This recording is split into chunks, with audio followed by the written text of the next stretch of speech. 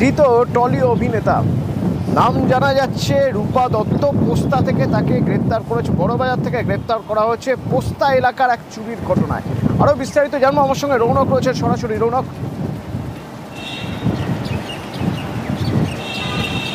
দেখা একেবারেই অক্টোবর মাসের 15 তারিখে পোস্তা অঞ্চলে একজন মহিলার ব্যাগ ছিনতাই করে এই অভিনেত্রী রূপা দত্ত। পরবর্তীতে তদন্তভার নেয় কলকাতা পুলিশের গোয়েন্দা বিভাগ এবং গতকালই বড়বাজার এলাকা থেকে গ্রেফতার করা হয় এই টেলিভিশন অভিনেত্রীকে। এবং পুলিশ সূত্রে জানা যাচ্ছে এর আগে 2022 সালে মার্চ মাসে কলকাতা বইমেলায় কেপমারির অভিযোগ রয়েছে এই টলিউড অভিনেত্রীর বিরুদ্ধে। এবং এছাড়াও একাধিক জায়গায় চুরির ঘটনা থেকে শুরু করে বিভিন্ন অভিযোগ এই অভিনেত্রীর বিরুদ্ধে রয়েছে। এবং তার যে বাড়ি, সেই বাড়ি থেকে প্রায় 63 গ্রামের কাছাকাছি সোনা ইতিমধ্যে উদ্ধার করা হয়েছে।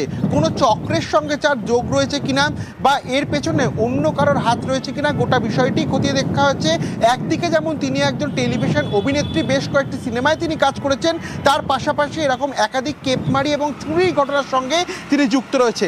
আজই তাকে আদালতে তোলা হবে এবং পুলিশের যেটা অনুমান এর পেছনে অন্য কোনো বড় চক্র রয়েছে কিনা গোটা বিষয়টি কিন্তু কলকাতা পুলিশের গোয়েন্দা বিভাগ খতিয়ে দেখছে। অতনু, ধন্যবাদ।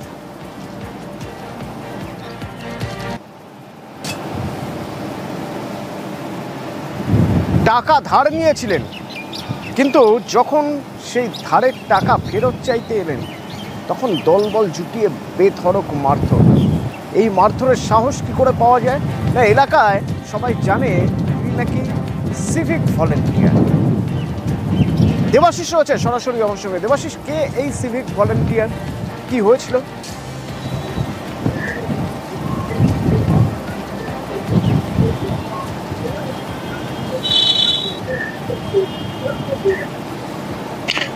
দেবাশিস, আমার কথা শোনা যাচ্ছে?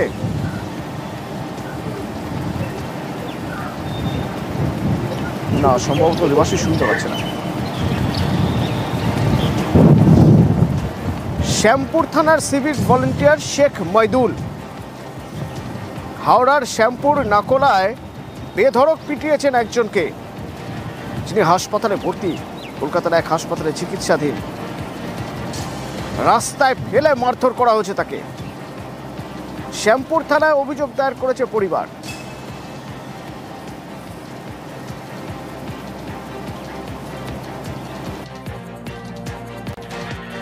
শেখ মইদুল সিভিক পুলিশ আমার দাদার সঙ্গে টাকার লেনদেন করতো। আমার দাদার কাছ থেকে টাকা ধার নিত। আমার দাদা টাকা চাওয়ার ফলে 2-4 বার গন্ডগোলও হয়েছিল।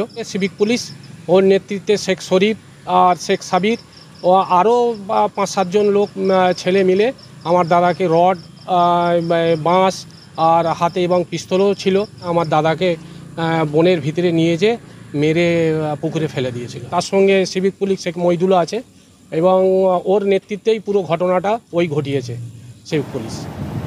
দুর্গাপুর বেসরকারি মেডিকেল কলেজ ক্যাম্পাস থেকে পড়ুয়া বেরিয়েছেন তার বন্ধুর সঙ্গে, তারপর ফিরে এলেন রাতে। অভিযোগ করলেন গণধর্ষণের। কি হয়েছিল?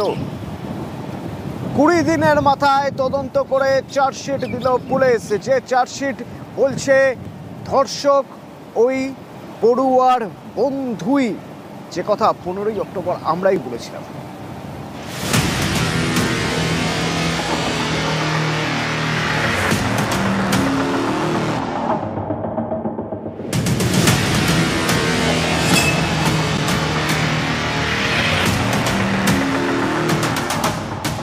ওড়িশার বাসিন্দা, ডাক্তারি পড়তেন দুর্গাপুরের বেসরকারি মেডিকেল কলেজে।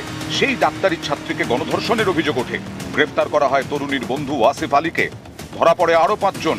ঘটনার 20 দিনে দুর্গাপুর মহকুমা আদালতে চার্জশিট দিল পুলিশ।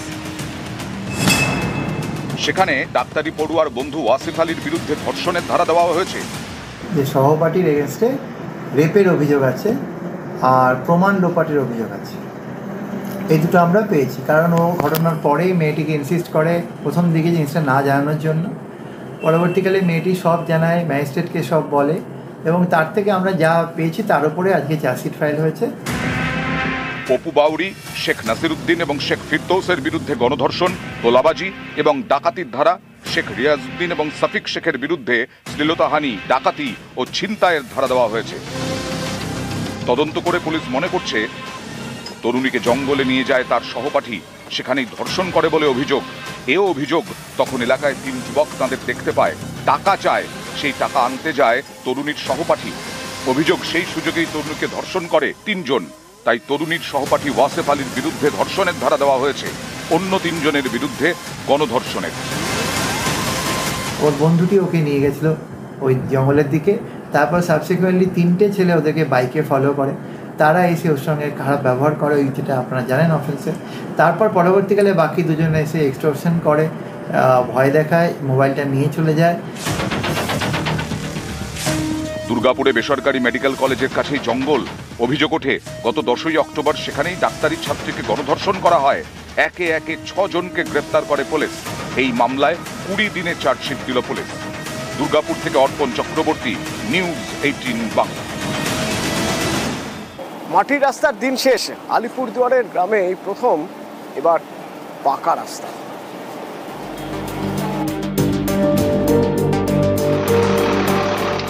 শুরু হয়েছে রাস্তার কাজ। মাটির রাস্তা এবার পাকা হচ্ছে। আলিপুরদুয়ার 1 নম্বর ব্লকের শালকুমার 2 নম্বর গ্রাম পঞ্চায়েত। এখানেই শালকুমার গ্রাম। বাসিন্দাদের যাতায়াতের ভরসা ছিল কাঁচা রাস্তা। সেই পথে জায়গায় জায়গায় গর্ত। বর্ষাকালে দুর্ভোগ চরমে। সম্প্রতি উত্তরবঙ্গে দুর্যোগের সময় ফুঁসে ওঠে শিলা তোর্ষা নদী। প্লাবিত হয় বিস্তীর্ণ এলাকা। ক্ষতিগ্রস্ত হয় শালকুমারের মাটির রাস্তাও। বেহাল রাস্তার সেই ছবিটাই এবার বদলাচ্ছে। পাকা রাস্তা তৈরির জন্য উদ্যোগ নেয় আলিপুরদুয়ার জেলা পরিষদ। বরাদ্দ করা হয় 4 লক্ষ টাকা। এরপরেই কাজ শুরু। ভালুকা সেতু লাগোয়া এলাকা থেকে তৈরি হবে 200 মিটার ঢালাই রাস্তা। এর জন্য নামানো হয়েছে আর্থ মুভার। এই রাস্তা হওয়ার পরে এই এলাকায় একটা ব্যাপক উন্নয়ন হবে।